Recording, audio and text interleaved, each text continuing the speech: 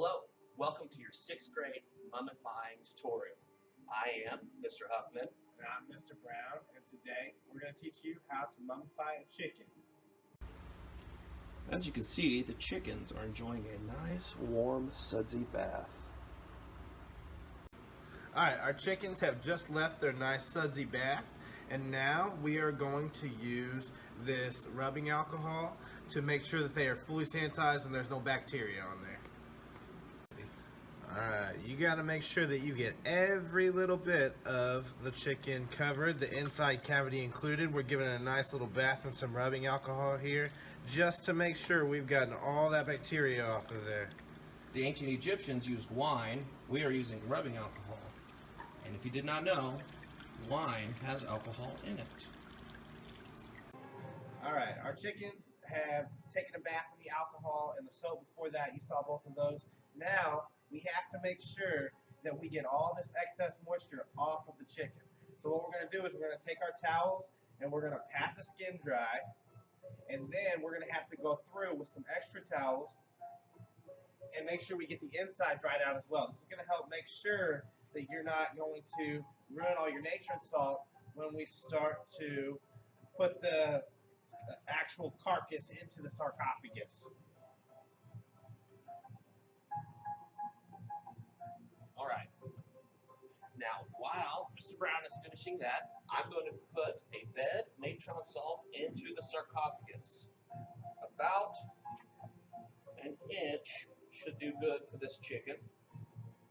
Our natron salt is a combination of table salt and baking soda. The Egyptians had this naturally in their sand, and that's what they used. We're using a 2-to-1 ratio, 2 pounds of salt to 1 pound of baking soda.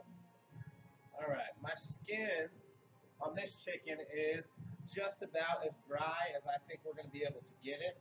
I have dried the inside of the carcass a couple of times, and I'm going to lay it into the sarcophagus, kind of press down to coat the bottom of it, just like that.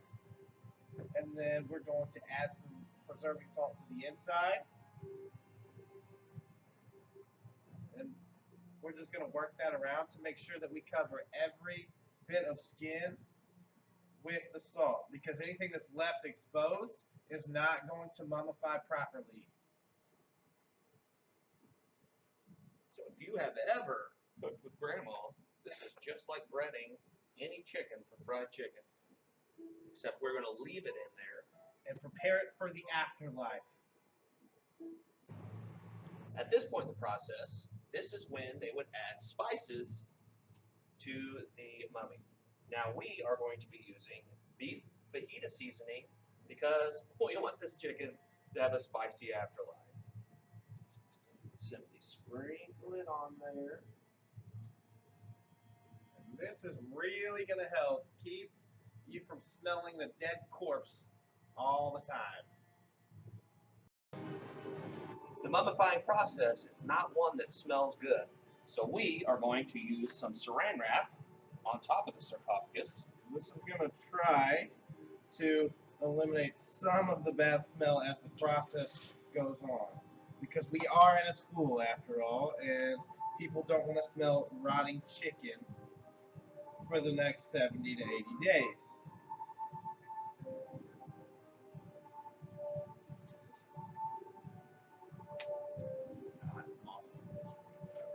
Alright, now we are going to place the lid on top of the sarcophagus, and hopefully with the saran wrap, seal in some steak. Alright, the sarcophagus is now sealed, and it will have to remain sealed for the next, until it's next done. time. Till next time. Until next time. Now what we are going to do is we have the innards of the chicken that we have, our chickens, which are the little organs that your grandma probably eats.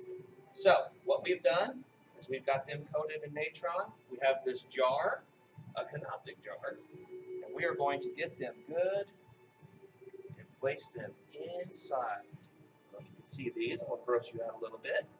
Go. There's a heart. These are the gizzards. All the good. No, here's the gizzards. All the good stuff. We'll also pack that to the salt.